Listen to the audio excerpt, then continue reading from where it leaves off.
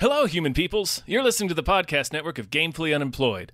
To support us and gain access to great exclusive podcasts like Fox Mulder is a Maniac, Tom and Jeff Watch Batman, Star Trek The Next Futurama, and our latest show, Spiel Boys, head over to patreon.com/gamefullyunemployed. We do game streaming, movie nights with our patrons every Friday night, and you can even commission your own podcast about anything you want. Literally anything, within reason, and we have to do it. You are quite frankly out of excuses not to go visit patreon.com/gamefullyunemployed. That's patreon.com/GAMEFULLY unemployed, which is spelled like it sounds.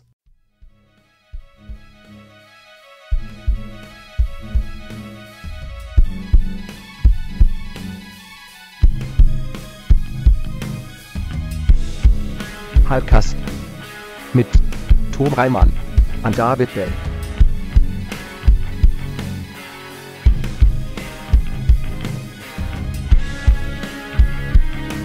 You had to host for a second there. You had to host for me. It's shameful. Pre-host. Pre-host, yeah. Yeah. I just fluffed you. Yeah, you fluffed me.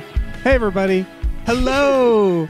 Welcome to another episode of Hypecast. The show where we get hyped about stuff and things. You're nailing it. I'm being a hype man this time, like Beastie Boys. It's every fourth word, right? That's for the whole episode. That was what I did for Tom. I'm one of the hosts, David Bell. We got our guest co-host here, Michael Swaim. I would have backed that up, but I couldn't predict what you were going to say. Hey, it's me, Swaim. Honored to be sitting in Tom's seat, which was shipped to me cross-country. Yeah. You know. It's a special seat. It keeps them alive. Yeah, thrilled to be here repping the beans on our sister network, Gamefully something. I'll think of it. I'll think of it before the end. And who's our special guest right now? Oh, hello. Hello. Hello. Hello. This is Stephen Wright calling in here from not a network. Stephen Wright. Isn't that you did stand-up? Is that correct? Well, legendary stand-up. So that's why, for years now, my Twitter handle has been Stephen the Lesser. I will only take the greater upon his true demise. All right, that's fair. He's phenomenal. He is like a proto Mitch Hedberg. If people don't know him, look him up. People must know Stephen Wright. I mean, if they don't know who he is, I feel like a lot of people in our age category probably encountered him through the animated Swan Princess, at least. Or as the DJ voice on the recurring radio scenes in Reservoir Dogs. I mean, one or the other. If you don't know who he is, I'm trying to be Tom. This sounds like shit Tom would say. I'm trying. Well, thank you both for being here. I really appreciate it. Tom and his baby appreciate it. I saw the baby. I saw it. Oh, dope. Yeah, it's a little peanut. I haven't seen it. Yeah. It's a little... I saw that Tom left Twitter, though, so I'm seeing the effects of the baby. Right. Yeah. Yeah, I can see having a baby and looking at Twitter and being like, I don't need this. I don't care about this now. Yeah, I'm done with this. So what do you guys got going on? Steven, who the heck are you? So I am the editor and founder of a very, very small science fiction and fantasy magazine. It's called Impossible Worlds. Yeah. I feel like maybe some people would have heard of it in this call. I feel like at least one person has read something on it. Or maybe contributed to it once or twice or 3 times now. Yeah, I wrote something for it. That doesn't guarantee I've read it. That's fair. That's true. That's true. But I have. Yeah. So we've been doing this for about a little over a year now. We put out 4 quarterly issues last year, and we had a little bit of a bump for financial purposes, and we are back at it. And in about 2 weeks from when this airs, we are going to be releasing the 5th issue, which will include, among other things, our first serialized content, which is being written by Michael Swaim, a fantasy Western series that will continue monthly to semi-monthly for at least another year, if not 2. Yeah, That's awesome. A Western fantasy mashup packaged as a Dickens-style serial. What? Wait, and honestly, really? so yeah, that's happening. That's what he fucking just wild. said. In other words, That's why I paid him. super grateful for the opportunity to get fiction out there, serious fiction, which I rarely get to do. Well, I mean, where can people check this thing out? ImpossibleWorlds.net. You can find us there, or you can find Impossible Worlds also on Patreon.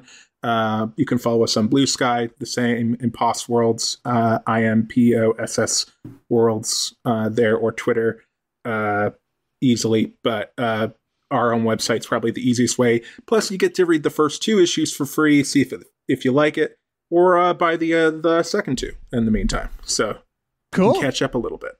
Speaking of reading stuff, Michael, have you written anything recently, or like spoken, like read aloud things you wrote? Anything like that? I do mouth all the subtitles of all the frame rate movies I watch. Yeah, like that's the what I was talking Troglodyte. about. Yeah. That must be what you're referring to. Yeah. So I wrote a novel, which I'm pushing at every opportunity. So thank you for that. It's called The Climb. This is not in reference to what Stephen just talked about, but I'll get to that at the end. It's the thing that I have put the most of my heart and soul into, probably art-wise ever. It's a sci-fi fantasy novel that you will mostly imbibe as that, a trippy sci-fi fantasy novel, but it's also stealthily kind of a memoir. So if you're interested in Cracked and my history with alcoholism, a toxic marriage that fell apart, stuff like that, and if you're a fan of Tales of the Pit, A, because of the stories at the beginning, or B, because it tackles mental health issues all throughout. It's super funny. I think that's it. Oh, where to get it? Fuck! Yeah. You can get The Climb audiobook. You can get a sample over at the Small Beans podcast feed just by searching The Climb, Michael's sci-fi novel, or something along those lines. And then if you're hooked, well, just listen to that. There's info on how to get it from there, but it's at our Patreon shop in audiobook format, e-reader format, visual like PDF, and I think that's it. Okay. And then also, thanks to Stephen, I'm doing my second novel bit by bit in Impossible World. So if you like the first one, then look for that. Watch the skies. This is all very exciting for me.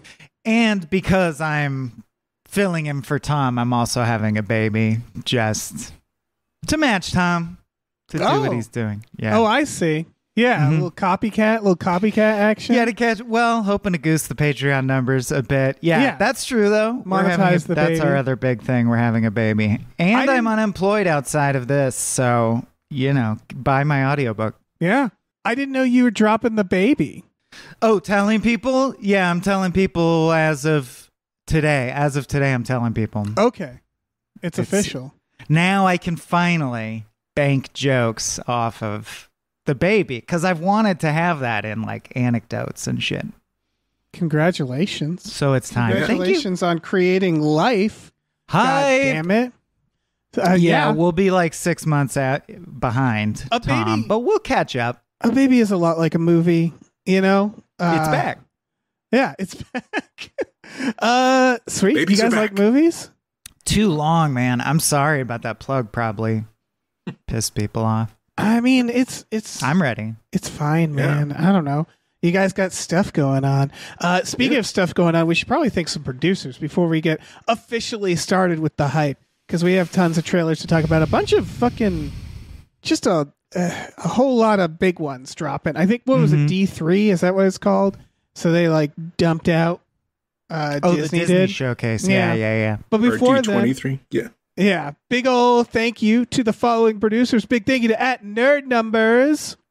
Thank you to Zero Charisma. Thank you to 2001, A Space McNulty Odyssey. Thank you to Aaron Burser. Thank you to AJ. Thank you to Andrew. Steven deserves more hype, McGuire. Thank you to Andrew Howe. Demands a single act of kindness. We'll see. We'll see. And thank you to Asking 7. Let me get in here. You get in there. Thank you, Ballet Karate Hulk. Thank you, Bob Grenville. Thank you, Biddler Boodleson. Thank you, Brian Who Tom Knows. Thank you, Brockway Loves the Meat Millie. Thank you, Burrito Says Water, Jim Sunscreen, Kung Fu Ska Self Care. Thank you, Chester's Prophet. Thank you, Christopher Roberts Sports Esquire. Breaking a record. That was amazing. Yeah. Man, I think you guys got rid of the speed run on that on Small Beans. That's right. Yeah. iHeart owns that now. Deep cut. What do you guys you guys hear about this Kraven the Hunter? Yeah. I heard about I killed him in Spider-Man 2 on the PlayStation. I saw this at like 6 a.m. this morning when I was getting ready for work, and I played it right before I turned on my car, and it almost made me late. I wasn't, but I almost did. And I only have really one complaint about Kraven the Hunter, and that he is not nearly swarthy enough. I don't know anything about this character. So he's supposed to be swarthy? You said? Like, he's got a big black mustache. He's like built like he's built like an old school 70s villain. You know, he's like, he's deeply tanned. He's been outside. This guy's too pretty. Well, he goes on safari a lot, giant fur fringed everything. Yeah. But like, he's been there and done it all. They often don't look like the comic. We've accepted that. Yeah, although I guess with Wolverine and Deadpool, we're like, no, it does look like the comic we like. See, that's the thing, right? Like, counterpoint, we should have more people looking like he doesn't.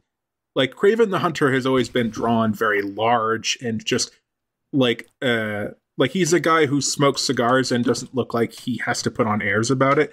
This guy looks like he goes on safari to kill elephants and then goes home to be a dentist. Yeah, I mean, swarthy, sleazy. Yeah, Google him. He looks kind of like a. What's his face? It's Aaron Taylor Johnson, who has giant not mustache had with no beard. He hasn't had great luck. Like, he wasn't he. What's his name? Died in Avengers something or other.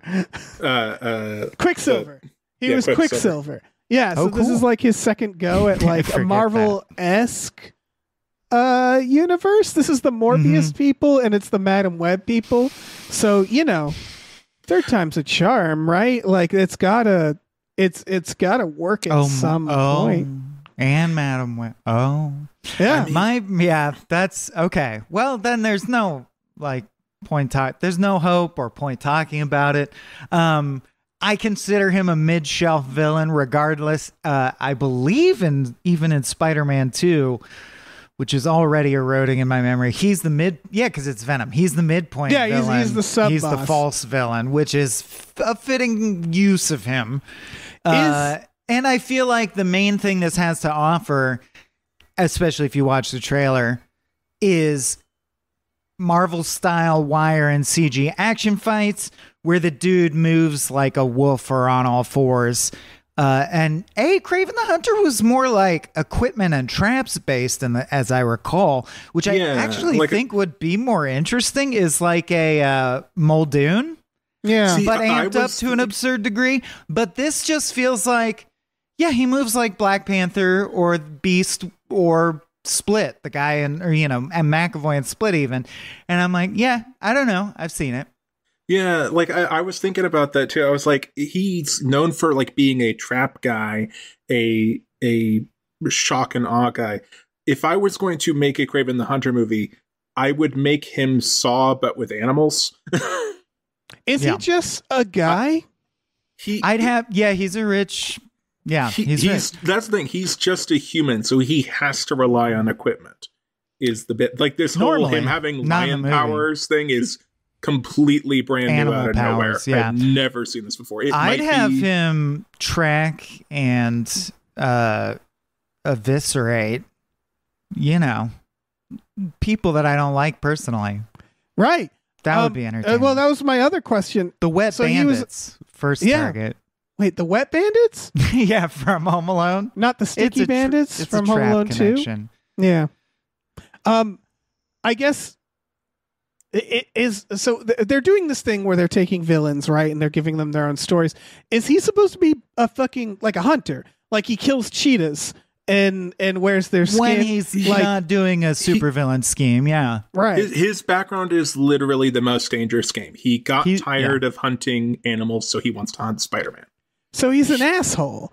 Oh, absolutely. It's weird because this feels like they're trying to retcon that, right? Because they probably know like people like hunters, like people who are like hunting for game in like, you know, the jungle, like specifically like endangered, you know, like people hunt deer and that's fine. But like he seems like he's specifically a villain because he's like a big game hunter, like just shooting animals and then just gets bored, like you said. So it just feels like they're going to have to write around that about him, or he's going to have some sort of weird redemption. Or I guess in this case, he's turning into some sort of animal and fighting Rhino. That I'm pretty sure was Rhino in the trailer. I didn't notice. It certainly that was a Rhino. Rhino man. Yeah. Yeah. Which also is very different because he's always had a suit. I think they had at one point he got like a suit grafted onto his skin. Yeah, I definitely remember sketching him from the comics at recess at one point where he was an organic Rhino man. Yeah, usually a suit. Yeah. I feel like that's one of those, it's like a Green Goblin sitch where they're like, he could be a goblin or maybe just a suit. Like they can't decide. It really depends on how gritty they want the movie to be. And I kind of appreciate that this was like, yeah, make it a big fucking Rhino dude. We haven't seen that. Maybe to make it a fucking Rocksteady. I love how Spider-Man spawned both Rhino and, well, X-Men's Juggernaut, but they're both Marvel because it's like the equivalent of like this guy moves unstoppably like a glacier. Well, this guy does even more. He's even bigger and does that harder. Yeah. It's just, what if a guy's big dude? But they specifically ram. It's not like just the Hulk who can leap around. All they do is like move in a direction. It's a, tackle. Yeah, if they were in Super Smash Brothers, they would be mapped exactly the same, but with different skins. Yeah, different skins. Yeah. All right, let's talk about this next fucking thing. Let's talk Speaking about of animal powers. Yeah, Disney's Snow White. This is a teaser trailer. It's kind of like it doesn't tell us much about the plot, but I have a feeling I can figure out what the plot is. This is a I was at first like, do kids care about this? But kids, I mean, they don't give a shit, right? Like if something is based on a cartoon from way back, like they'll still watch this, or their parents is based on a fairy tale. Also a kid, but I think there's a broad chance doesn't know what Snow White, or hasn't seen the Disney Snow White. I guess to me this actually has more value than doing like the new Lilo and Stitch live action, where it's like that feels like it just came out. You can just show kids the cartoon. Like this is like I sort of get bringing back like the really old stuff. I still don't see the point. Like this just looks like a cartoon, where I'm like, it's not really live action. It's all on a green screen. There is a live action person. Yeah, it's just a person on a green screen. And the CG seems like a step behind the best CG that we see right now. That's why. That's because they're trying of the to Peter lean Dinklage towards factor. Animation. I don't know if you heard, because you may have heard about this a while ago, but essentially he complained about this film and going like, hey, people with dwarfism are not getting good roles and you're offering these instead. And that kind of sucks. Right. Like that kind of sucks that we're only getting these roles still, and telling a story that historically it's one of the oldest fairy tales. You don't need to retell this at all. Yeah. That's my main takeaway is we just had Maleficent and Wicked, and it's not the exact, but that's enough. Well, didn't they do that's enough adjacent to it? They did the live action gritty Snow White and the Huntsman as well. And the Huntsman, I forgot. Yeah, it's a Robin Hood. It feels like a Robin Hood. Peter Pan and Snow White. It's fine. Yeah, Maleficent. Yeah. Man, the Maleficent track, because that one's just clearly being Wicked, and when I read because I read Wicked because I didn't see the play initially when I was a teenager. Duh. Yeah. But I when I read it for the first time, I had just finished reading. My grandfather had left me original copies of every Wizard of Oz book, like 1 through 9 or 1 through 7, however many there were. The Wicked Witch of the West, like, it was not in question that she was evil. They explicitly used the word genocide. She did a genocide. Well, I want to represent Tom real quick, because Tom had a really good take on this, which is like, there's nothing clever about being like, what if this bad person was good? All we have to do is rewrite it. And it's like, yeah, I mean, you could rewrite anybody to be good if you change the story. You know, 30% of cracked articles, baby. Yeah, exactly. Jafar's good. Fuck you. I can retro engineer why. Let me think about it. I mean, that's the thing. I could see a decent AU of Jafar. I mean, look, this is just fodder for my podcast, right? That I do. But yeah, so you're cutting us off. Oh, okay, I see. He's like, and therefore, I am done. I liked the horror trappings. It was sort of like just the framing. The opening sting is a horror sting, and you know the difference. Not a PG-13 horror sting. It's like a real adult horror sting, which totally makes it feel like it's going to be something it's not. And then at the end, the deer has these like piercing red eyes, and I just rewatched Annihilation, and I super wanted the deer to open its mouth and scream. That'd like, be help amazing. me, oh God, help me. It's like it is just recreating that scene from the original film, though, because she does. Does she see evil eyes in the shadow? When she runs into the forest, when the huntsman is about to kill her and then decides not to, she's running through the forest completely terrified, while the trees and animals all look like horrifying monsters to her. I didn't remember that scene. So in this trailer, I thought it was supposed to be a reveal, and I was like, wait, is that like a crossover with Bambi? Like, am I supposed to know who this deer is? Like it's Nick Fury? Because it's like such a weird reveal. That I was like, oh shit, is the deer important? It was placed in the trailer where something plot important usually goes structurally. Yeah. Yeah, it was real weird. Look, I'm just saying, you don't need to remake a movie that was like, 63 minutes long? How long was that? Yeah, I mean, that's not going to stop them at this point. No. You know, they're just cashing checks. Who made the glass coffin? What? There's a glass coffin? The dwarves can do that? Okay. Yeah, I guess they can blow glass. Sure. Yeah. They can do whatever they want. Retracted. Yeah. They're craftsmen.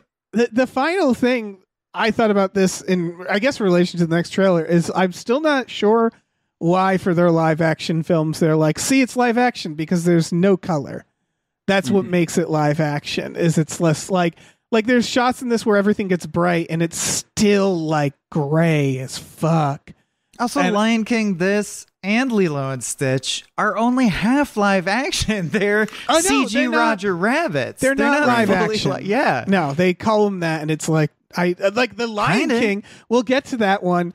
It is all CGI. It's just, there's nothing live action. They're just lying. Let's talk about Moana 2, which I sandwiched this nicely between the two Disney live actions. Because Moana 2 is kind of like, to me, I was just like, oh, thank God, color. Look at this color. It is really nice. I thoroughly appreciated that. I liked the abyss creature, the water penis. Yeah, I suspect that I liked all the Frozens I've seen so far. I've liked... Really? Yeah, I liked Moana. Hard disagree. I liked Moana, though. So Disney has been doing this thing where they're like, let's just make these like almost superhero-esque adventures where they have like superpowers and everything's like huge stakes. And I guess it's not too different than their other films, but it does feel like there's a lack of variety to their original stories now and sequels where it's just like, what if they go on an adventure again? All that said, I don't know. I enjoyed the Frozen world. I like their fucking songs. Tangled as well. I don't know. I find them all very sweet and quaint. And so it's like, I don't know. I'm not going to pick them apart. So that's all to say that, like, yeah, I also liked Moana, and yeah, go on another adventure. You know, fuck it. It's like a TV show. Like, yeah, what's going on this time? It's some shadow monster. Cool. You know, and they always have character development throughout, so it's not stagnant, you know? So like, I don't know. I'm generally unoffended by this. Michael, you said you're a fan of Moana. I did, but I think it was maybe 35. I think I recently grew out of movies aimed at this age bracket that aren't for me legitimately, or I just have Disney humor fatigue. I don't know, but the fact that I'm probably going to have to watch a bunch of these over the next 8 to 10 years with my kid is the part of child rearing that I dread the most. I find them really cloying, and there's rare exceptions, like everything, like Paranorman will probably cram My Neighbor Totoro, but the Disney stuff and the Marvel stuff to me are converging into one tone, and I'm just sick of that tone. Yeah, I mean, you can always do what my dad did and just show us war movies way too young, but my dad showed us Eraserhead and shit. That's why I do this job.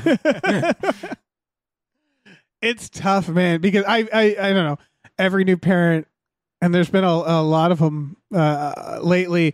Yeah, you have to face, like, I just watch, because I have like the 3-year-old niece, and the answer is we watch whatever the hell she wants to watch, and we watch it on a loop.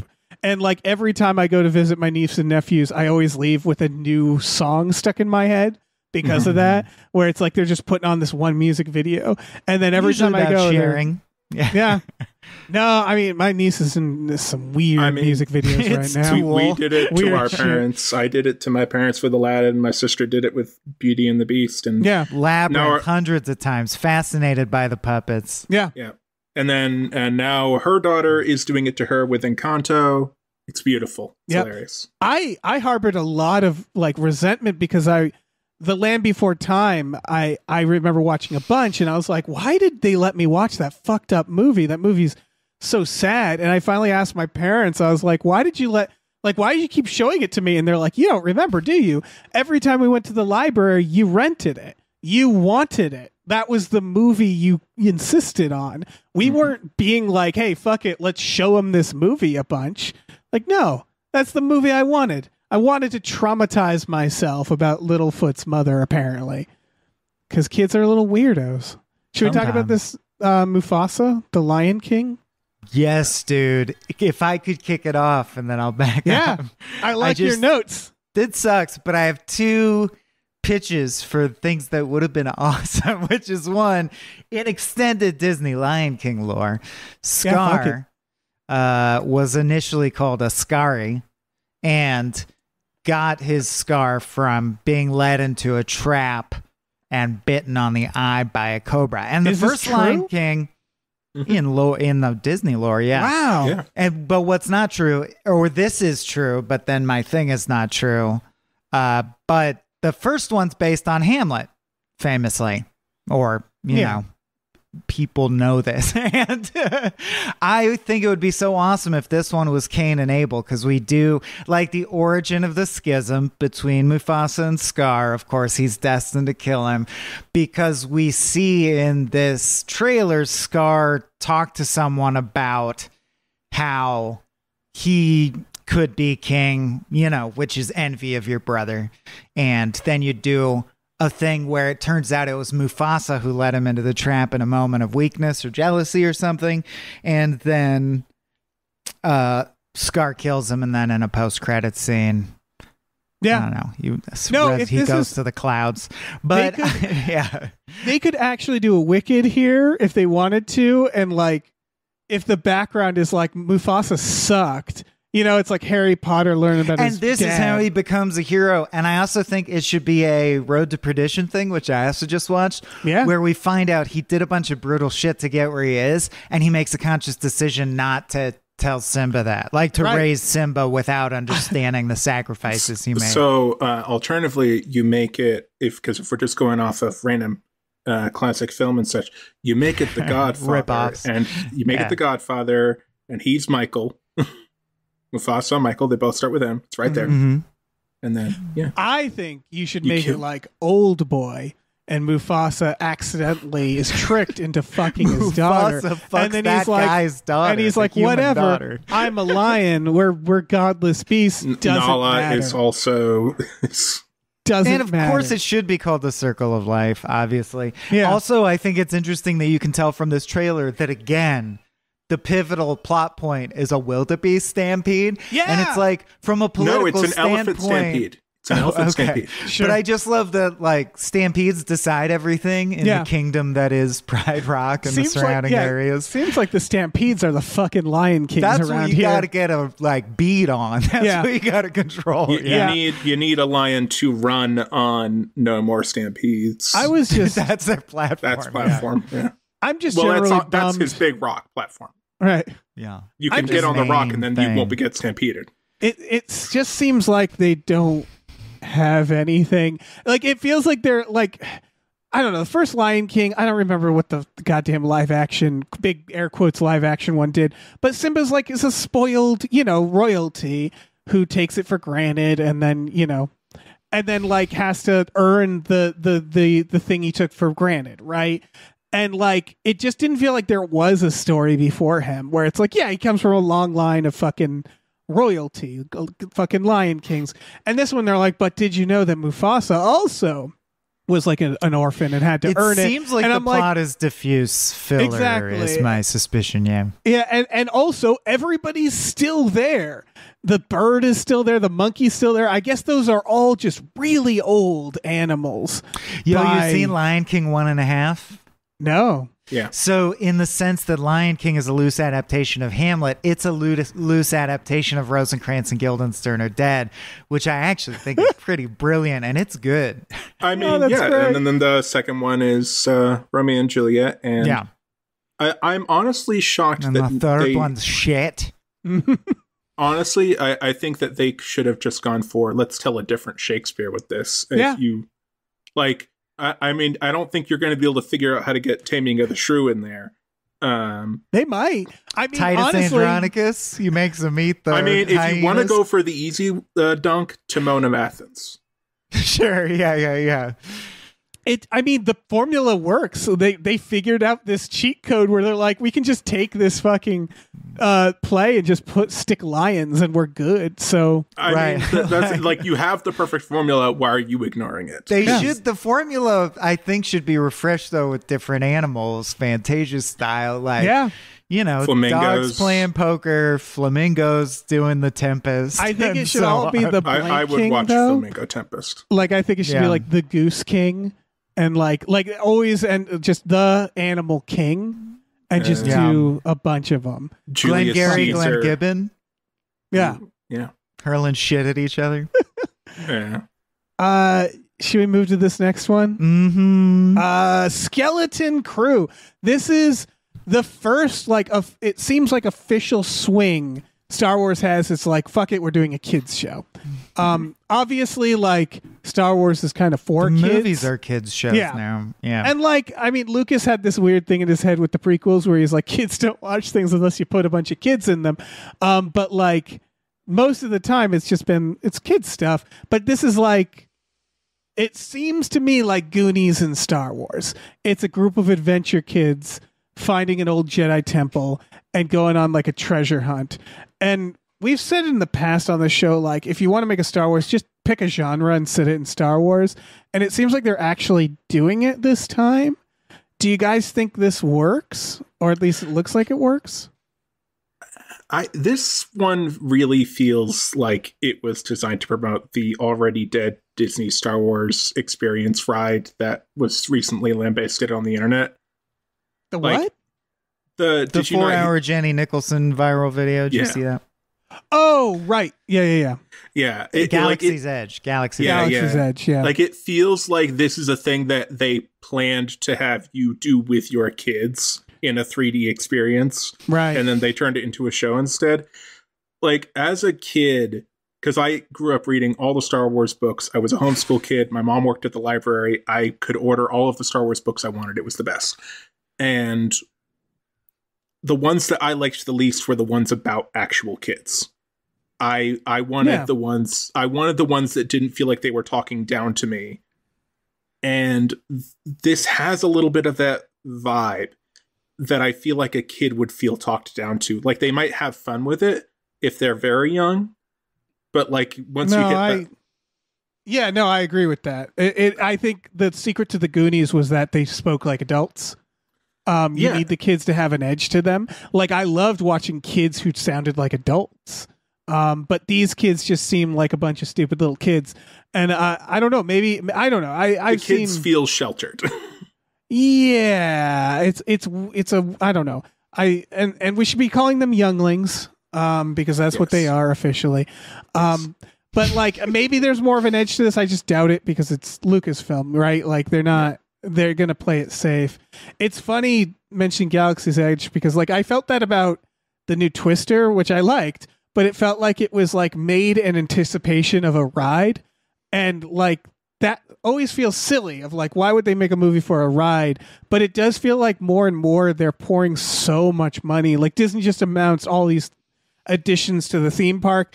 It might be one of their bigger money makers now is like the parks. And maybe that was always the case. I don't know. Yeah, parks are bigger than you think. They're pretty big. Their parks for Disney at their price. Right. That's the thing is like it costs like to bring your family there. It's like buying a car. Yeah. In Florida, huge profit margin. Right. Yeah. And I think that's part of it because like, you know, it used to be a little cheaper to go to Disney and like they love the tie-ins, but they did learn at one point because I remember like, you know, fucking Mission Space is a tie-in of Mission to Mars, the movie everybody knows and loves, right? Where like Disney realized like it doesn't really matter if the movie was successful; they can just make a ride of it. So I mean, you don't remember that iconic M&M scene, the DNA? I mean, I do, but you know. I know exactly the scene where Jerry O'Connell is making... was obsessed with that movie. Oh, yeah. That movie was fucked up. Yeah, the guy taking off his own helmet. That was great. Yeah. Fucking Tim Robbins. Spoilers. Yeah, absolutely. But yeah, I don't know. This isn't made for us. So maybe a kid will like this, you know. I do feel like some will like it. But the other thing is kids aren't the ones doing reviews. So you won't find out for another 10 years till they're doing podcasts about it. 100%. And like, I don't know. In the end, I'm like, I just kind of like seeing Star Wars take a swing. Like, we're going to have a Borderlands review come out before this episode. And one of the problems with that movie is didn't know who it wanted to be for. And like, so, and I think Star Wars often has that problem where it's sort of trying to be as broad appeal as possible. And so it's nice to see them go like, no, this is for kids. We're making a kids thing, not for adults. Adults don't need to watch it. For sure. We don't need kids in space learn about Nietzschean philosophy like Andor. Yeah. I'm trying to interrupt less. Can I do do your thing. And also interrupt. It's fine. It's fine. Yeah. No, I don't know. I'm losing I just don't feel like I feel weird about it. Fatherhood is way down. I try to find an on-ramp. First of all, if there are critics listening, Borderlands, turns out RNG stance are really not good. That's something, right? Or well, I was laughing earlier because I can't, since you mentioned Goonies, Star Wars, stop thinking of Sloth on Hoth. I don't know why that's so funny to me. And then the last thing that's been burning a hole in my pocket is I have a very personal story about the creators, and I was super excited to see Christopher Ford added to the bill because John Watts, of course, did Spider-Man No Way Home, but I've been a fan of theirs and like exchanged emails with them and hung out at a few random events forever because they had an internet sketch troupe at the same time we did called Waverly Flams is the YouTube channel, like a misspelling of films. Super funny guys. Like the whole troupe's funny, and no offense to the other people, but Chris was the standout star and a super Christopher Ford. And he did one other movie, but for a good intro to their sense of humor, which reminds me a lot of On Lonely Island, check out the Sandstorm Cowboy sketch. And all I wanted to say is that we did a YouTube sketch competition called Sketchies, and Abe and I, our troupe, Those Are Muskets, got second place. They beat us. And now they're making Star Wars and Marvel. So this close. But also, opinion-wise on this thing, I am sad to see them not be funny, and you know what I mean when I say like really funny. I mean, like maybe they're so good at adult comedy. I just looked him up. I didn't realize he wrote The Clove Hitch Killer, a movie I really liked, and Cop Car. And yeah, he did The Spearmans. Cop Car was their indie movie that got them future jobs, And so that's pretty huge. Like, that actually makes me have more confidence in Skeleton Crew, because I'm like, man, I know, again, it's probably not written for us, but I don't know, some of that might end up being really good. Yeah, well, their sketch was better than ours, and we agreed. We were like, that sketch is better than ours, so good for them. Hats off. Yeah. You guys want to talk about this Peacock series? Teaser, sure. Yeah, List of names. Hysteria. It's, I think, considering the name and the trailer, I think it's about, and the time setting, I think it's Satanic Panic, right? It's a lady in the kitchen, and she's listening to fucking... well, what a wild remix to that Johnny Cash song. It's you're thinking of a heavily different one. altered that it sounds like that song, Heaven is a Place on Earth. Like, that's how much they've changed it. You did remind me Remix that joke. the Kraven the Hunter trailer had a Johnny Cash remix that I wanted to talk about. See, because it was you one of the didn't most actually do unhinged the things. setup for the punchline that I pre-wrote, so now it's fucked. Sorry. I blame Dave. Yeah, this I mean, it just says it has Bruce Campbell, and I'm like, okay. Sure, and not even for the whole He's series. good. It says like featuring Bruce Campbell. Oh, he's and I'm good. like, sure. Yeah. Like the way that it said it is like featuring Bruce Campbell at the end of the trailer, and there is definitely a demon at one point in this trailer. So if Bruce Campbell is in fact the devil, he's just his character from X-Files, right? Yeah, it seems so. I mean, the plot here is about, I just looked it up, a heavy metal band of outcasts who use the town's sudden like interest in Satanism to promote their band and like get in on the witch hunt, essentially. So it sounds like, yeah, the idea is it's going to be like actual Satanic Panic, which is weird. A weird thing that we've been playing with lately, where it's like the Satanic Panic was pretty bad. But now it's like we're far enough away from it. We're like, it's sort of like how we've been doing like movies where like, what if they were witches in Salem? And it's like, I guess, I mean, a lot of young women died because of that, but sure, let's do it. It's got that where it's like, what if there is Satan? And it's like, all right, I guess. But see, I want the Pokemon Panic movie. You remember that? Sure. The let's get the movie where all of the extremely religious figures from the 90s on the radio are all freaked out about the Pokemon, and then they start slowly getting killed off. They had a problem with that. I don't remember that. I remember the day I went to see Monsters, Inc. in theaters as a kid.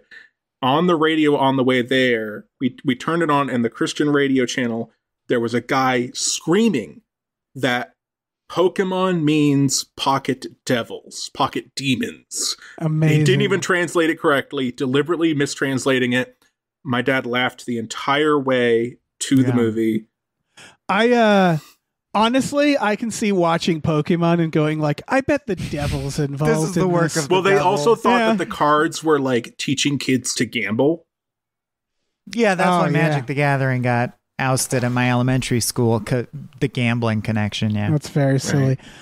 For this, I do want to point out that Garrett Dillahunt does play a priest in this, and I'm like, oh, okay, I'll do that. Yeah, I'll do that missed just you, for bud. Yeah, Garrett Dillahunt. You were on probably, that sitcom I didn't care about, so I haven't seen you in a while. I just think of him as Deadwood, and of course, Yeah, the Mr. Sarah Connor W. Chronicles. He killed it in the Terminator Sarah Connor Chronicles that we all love and will someday come back. Or the guy with the lazy eyelid that shoots Buffalo Bill in the back. I need to get into them Sarah Connor Chronicles. Everybody does. It's such a good show. Perfect show. Perfect show. Have you seen the Sarah Chronic Chronicles? They're these big blunts she rolls. They're kind of conical. I don't know what you're doing. I don't know, what you're dude. doing. I don't know. It's chronic. It's tonic. It's Sarah Connor. I mean, this looks fun. I don't know anything about The it. canonical Sarah Connor Chronicle. This feels like Hoth Chronological. on Hoth, you cut him open and sleep inside him.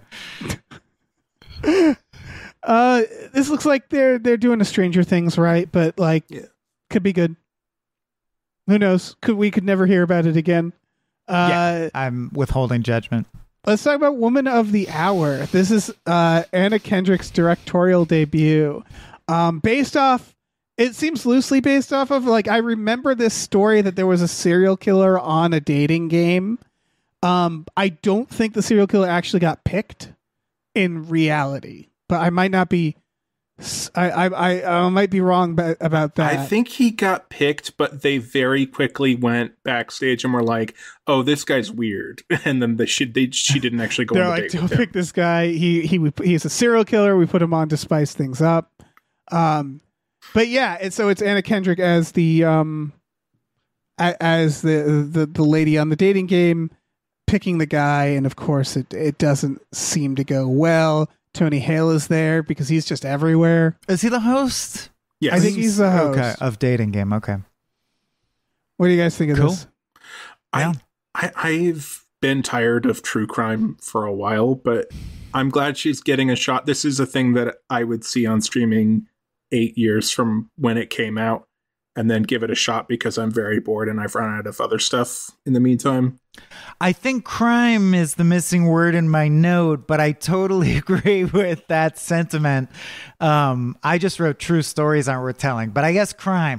And I just mean I'm fatigued on them. I'm like, reality's bullshit. I recently rediscovered, like, sitting down quietly and reading whole sci-fi novels, and it's incredible. Your imagination comes alive with imagery and thoughts.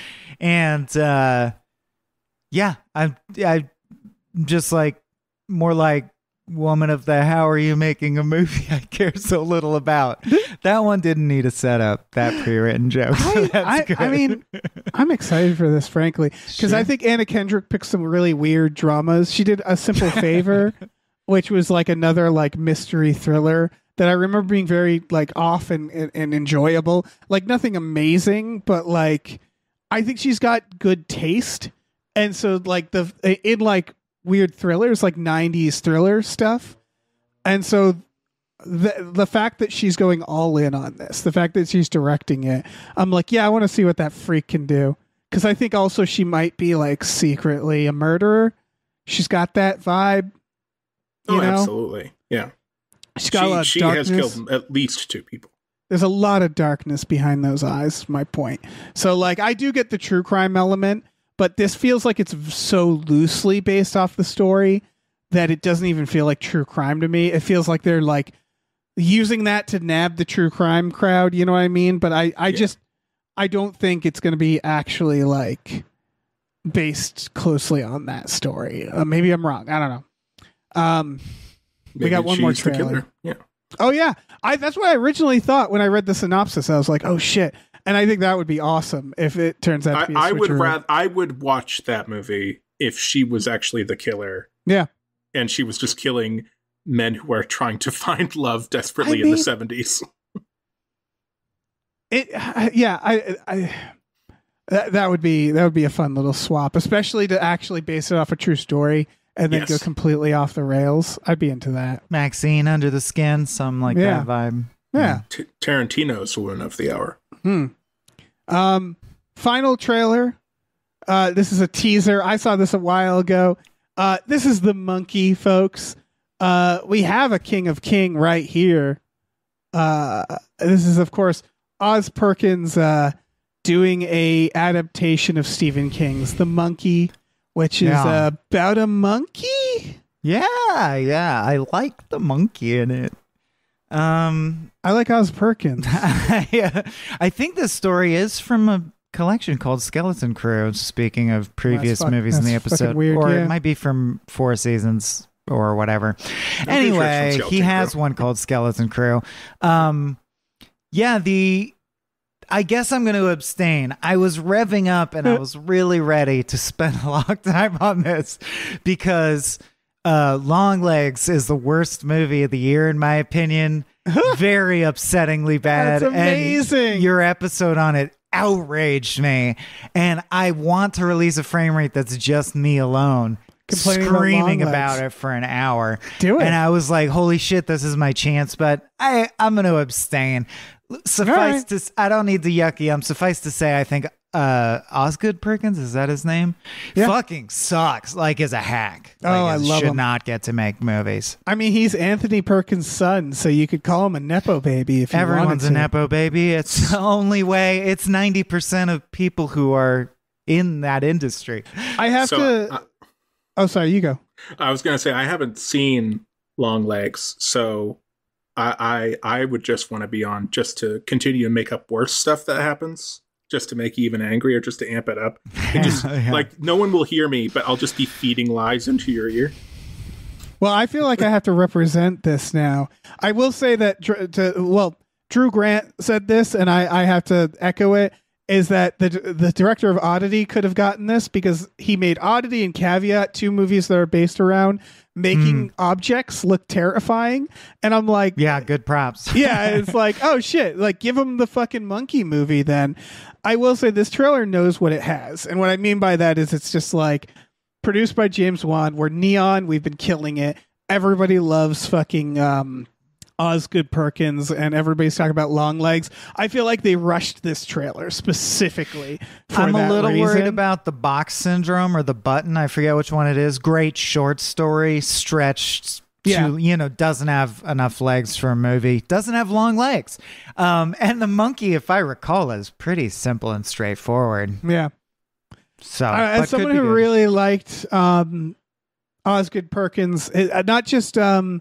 Long Legs, but I really liked the Blackcoat's Daughter and Gretel and Hansel or whatever the fuck that was called. So bad. See, that's amazing to me. I love that. You and I talk about this with Jen frequently, and I've mentioned to you at least once.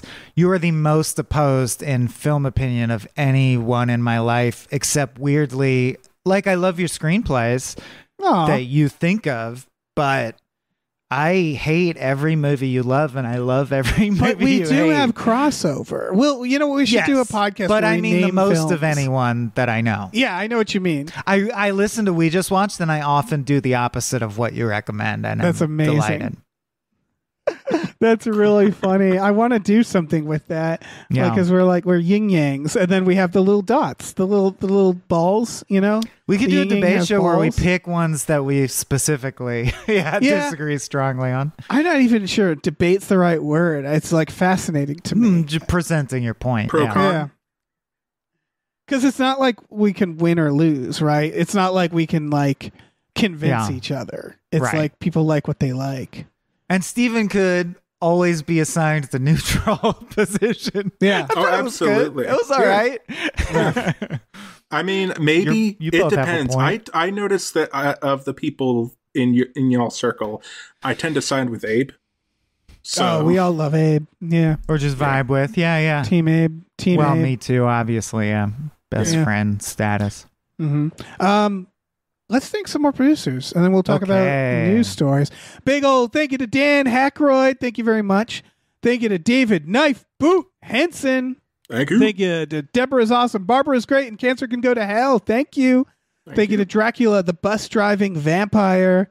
Thank you to Driftless, Lord of the Wasteland wants you to just walk away. Thank you to Ed Nug. Thank you to Exploding Runes. Thank you to Funky J. Mostly comes out at night. Mostly. Thank you to the Wicked Awesome Misadventures of Matt Damon. Thank you. Oh, we all love it. Thank you to Heathcliff's Helping Handfuls. Thank you to Highlander likes the way Tom says pretty sweet. Thank you. Thanks. Thank you, hombre. Thank you, ImpossibleWorlds.net, a magazine, and there's a podcast, and there's a guy, and he does podcasts, and he guests on other podcasts, ImpossibleWorlds.net. Thank you, Jay, Anya Taylor-Joy's Baron Black Thumb. Thank you. Thank you, Chris Shanovich. Thank you. Thank you, Lieutenant Frank Drebin Police Squad. Thank you, Look Mom on a Podcast. Thank you, Mackenzie Fuck Shuffling with Willem Dafoe's confusingly large dick chill. And thank you, Mercurial Oz. Thank you, Mike the Helldiver. Thank you. Thank you, Mongolian Throat Skanking. Thank you. All right. we got news stories. As we talked about, Disney announced so many sequels. They did announce some originals, but they mostly announced a Toy Story 5, where I guess they're going to be competing against smartphones.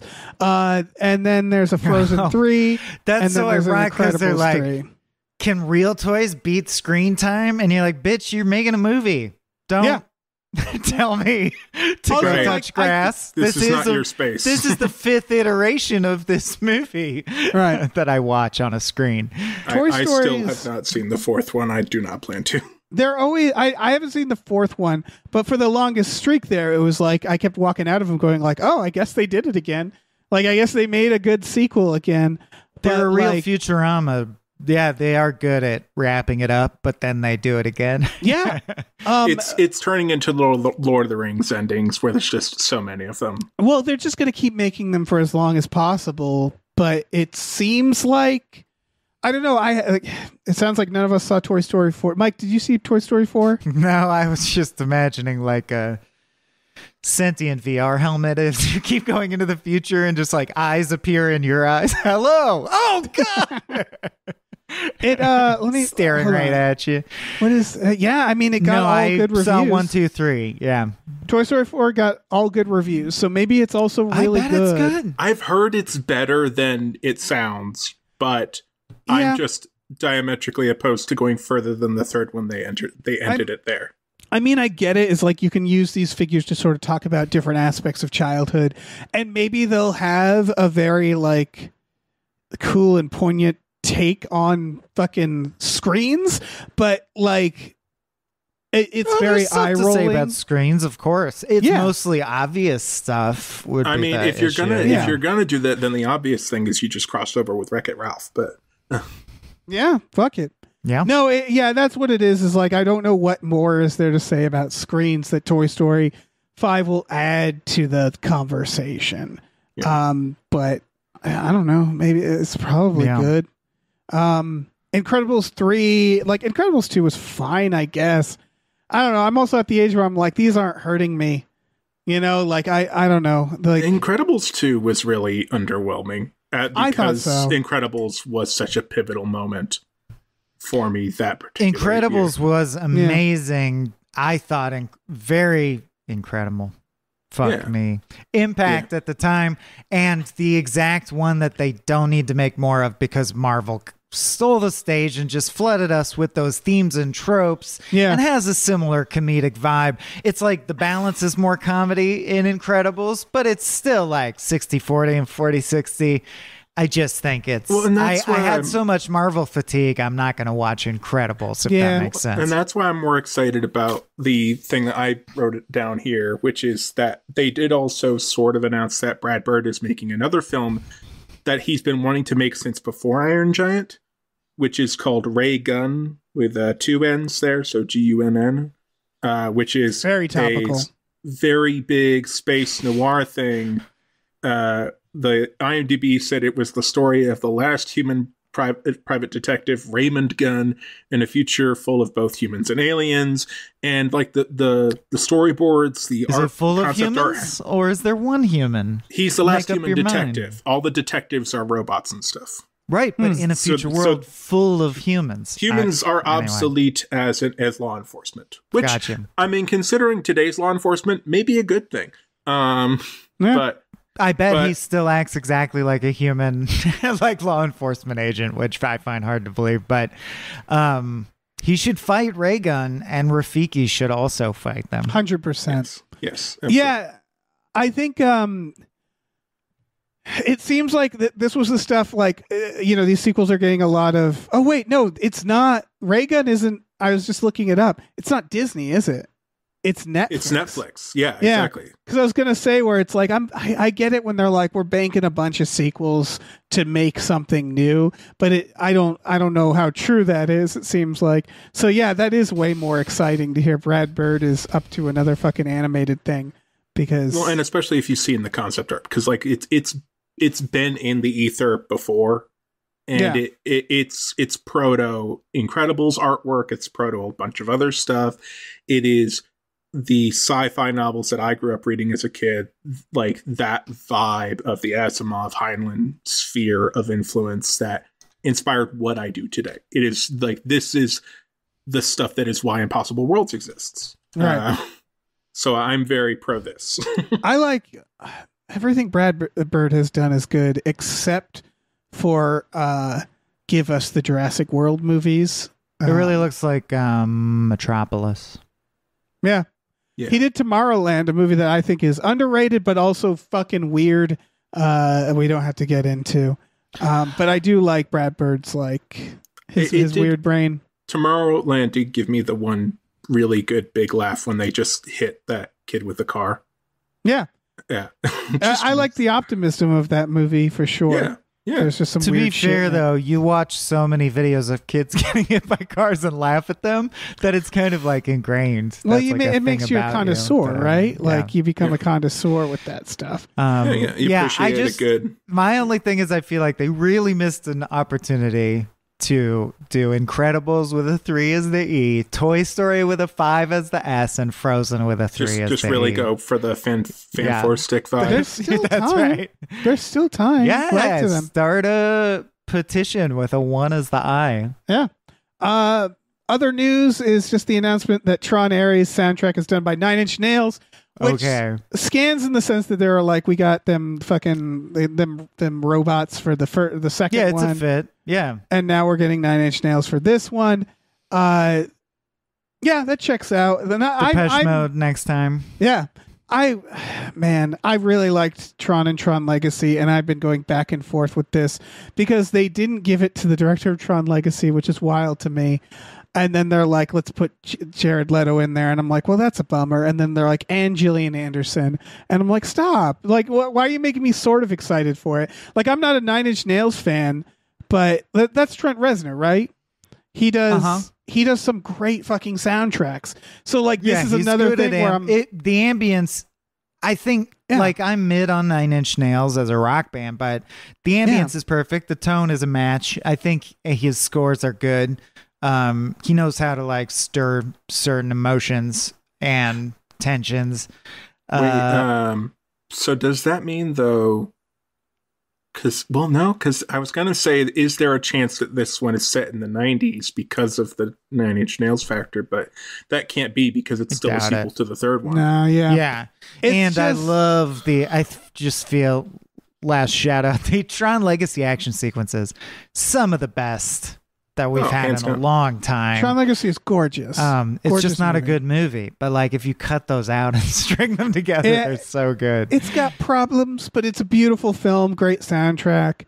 I never had a problem with anything in Tron Legacy. I think I liked it a lot. I find the plot super forgettable and generic. I know why people didn't like it, but I like it myself. But like, the original Tron was the first movie as a kid that I had to sit down and watch twice in a row to figure out what was going on. The original Tron is also like, I like it, but it's another one where I'm like, I recognize how boring this movie is. It's a boring fucking movie. And it's a punchline for being like this weird little nerdy movie. I get it. But yeah, I don't know. I still like it. And this one, I'm like, I don't have high hopes for, but it keeps like sort of bringing me back a little bit, and so like I'm gonna have to see this fucking thing. Like, it's the writer of Enola Holmes, and I enjoyed it for what it was. Enola Holmes, those were fun little films. So I'm like, what? Enola is alone backwards. I was trying to do an everyone knows that joke, but you didn't know it.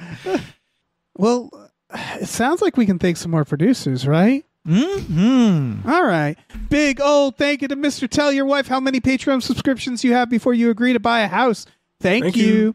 Thank you to musical guest Rob Ritchie. Thank you. Thank you to Norm from Cheers. Thank you. Thank you to Pete Forpagel. Thank you. Thank you to Numino Ultra Microscopic Silicoconiosis Fuck you. Oh, you fucked it up. Anti-disestablishmentarianism Jones. Thank you.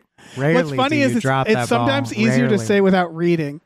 I agree. Looking at it, it's just like someone slammed the keyboard. Yeah. They get a pre-order Jason Pargin's new book so you can keep making big feats. Thank you. Thank you. They get a Psychic Bigfoot.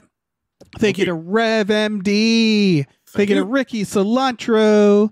Thank you to Rosemary's Baby from Eraserhead. Thank you. Thank you to Screaming Horse Pyramid. Thank you. Thank you to Sorry Cop, world's most laughable centrist. Thank you. Thank you to Steven. By the way, mildly disappointed in my one-upsmanship co-host Adam Gamser for clearly not registering that Sorry Cop, world's most laughable centrist is a Disco Elysium reference. Oh, that's what it is. Yeah. I need to play that. Thank you. You do. Thank you, the conveniently placed self-destruct button on the top of every baby's head, which, as a semi-father, I now find offensive and frightening. Thank you, Tom's Baby. I'm pro that one. Thank you, the Midnight Patron. What patrons at midnight? Thank you. Always love that one. Thank you, the medicinal arsonist. Thank you. Thank you, the Oatmeal Savage. Thank you, the To-Be Terror Bunny. Thinks you could use more Rutger Hauer in your media diet. Thank you. Thank you, these 7 Bs. Thank you. Thank you, Tiger Drawers Pratt Thompson, parenthesis, sings, close parenthesis, open quote, raindrops keep falling on my head. Thank on you. my head. Quote. Thank you, Tip Drizzle. Thank you, you. Tux. Thank you, Vincent. Thank you. Why don't you take a flying fuck at the moon? Thank you. Thank you, Yorgos from Island of Crete. Thank you. Thank you. Thank you, your mom. Thank you. Thank you. Whew. Michael. Chee-oo. Michael. Steven. It's a Moana 2 reference. Yeah? Do you guys want to hear about a movie? Dave, I swear to Christ, do you have a movie that deserves more hype? Thank you. Edit this out, Abe. Edit this out. They've cut this. That's like an inside. Like, did that ever make it? You guys need to release the Abe cut this. Oh, cut. you mean the fact that we constantly say Abe cut this? It's usually not on tape, though. Yeah, That's very funny. I do have a movie that deserves my hype. I'm kind of cheating. Like, I actually was like, Dave, doesn't feel like the spirit of it, because I usually try to like dig down and find a movie that's like got no one in it or anything like that. But I'm just darn excited for this. And it does have a good amount of views, but not enough, in my opinion, for being the trailer being out for 7 days. Like, I had to discover this. And I'm like, why wasn't this plopped on my lap? You know, like, why wasn't this? This is called Presence. It's coming out early next year, January of 2025. I'll just go down the list. For starters, and this will reveal why it probably shouldn't be here. It's directed by Steven Soderbergh, so I feel like it's gonna get it's fair marketing.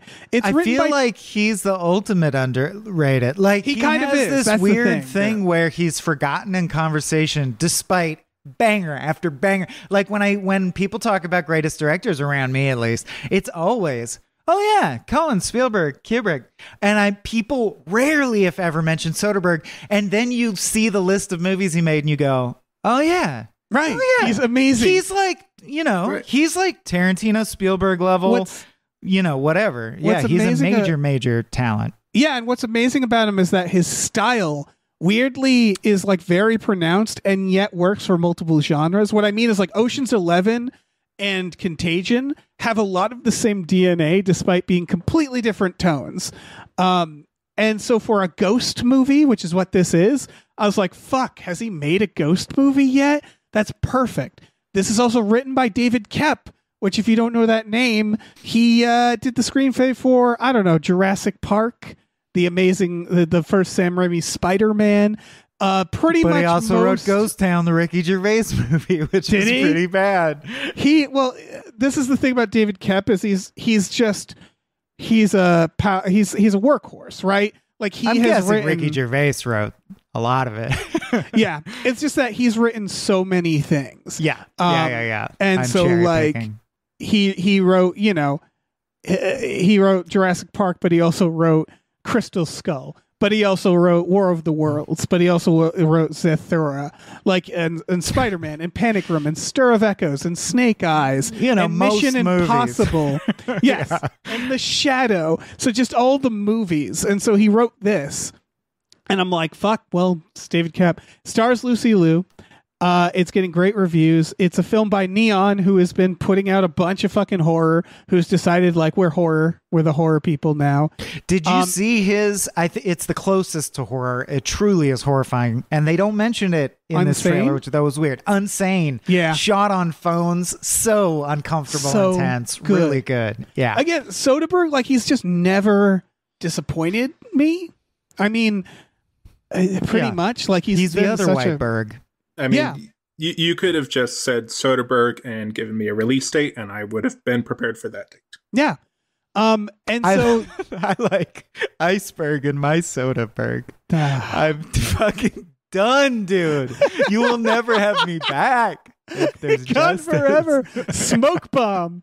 I should tell people what it's about. So it's shot from the point of view of the ghost. It's pretty Casper. Yeah.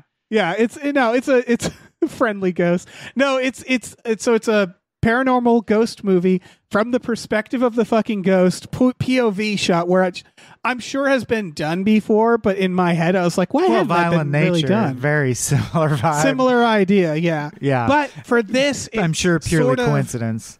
It's used sort of for voyeurism, right? It's about this ghost observing this family, and the reviews seem to imply like, yeah, it's a ghost story for sure, but it's there's other things going on, you know, like it's sort of like a reminder that ghosts aren't the most terrifying thing that could exist. And so like clearly there's like dysfunction in the house that the ghost is also observing.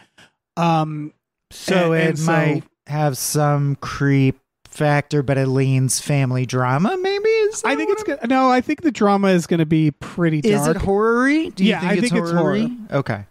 It reminds me, it sounds like it's also a little tragic. It reminds me of something like A Ghost Story, if people saw that movie. It's got that vibes of like, we're going to go for like horror. Well, A Ghost Story isn't horror, but like with a little bit with like tragedy, right? Like, or Personal Shopper is a good example.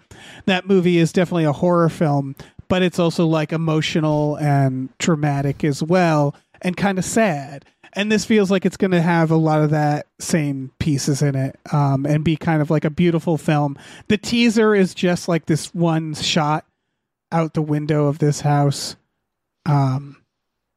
It doesn't say much. I assume we're going to get something more. That's fucking amazing, dude. Yeah. A shot out of a house? You watched the trailer, right? Yes, I did. Yeah. It's a shot out of the house. I just like your enthusiasm for the shot of the house.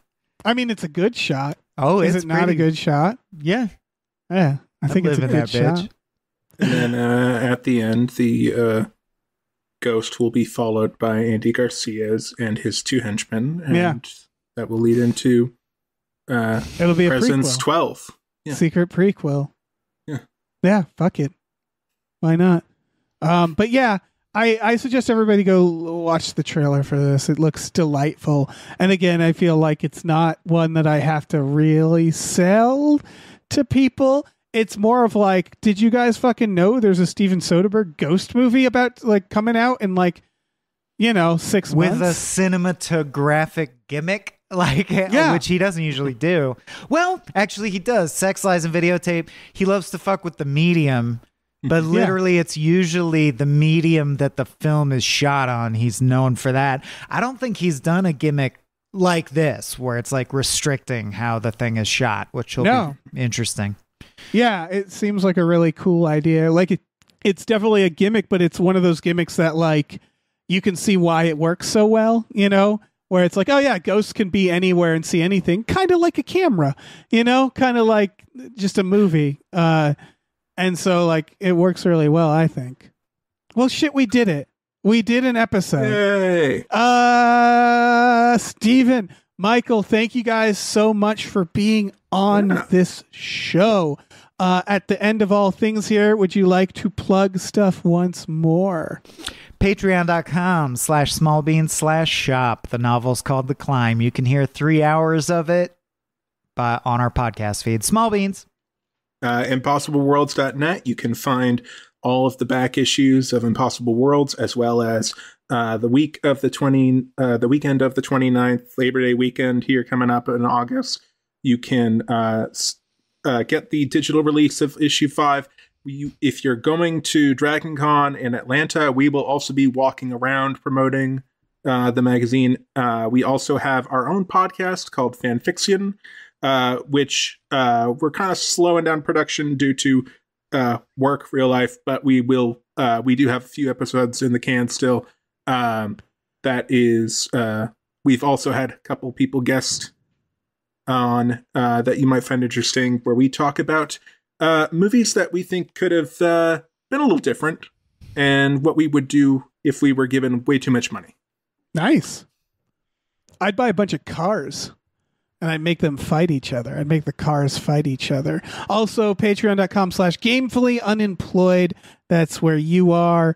I've been plugging our movie nights every Friday night. We watch movies with our patrons.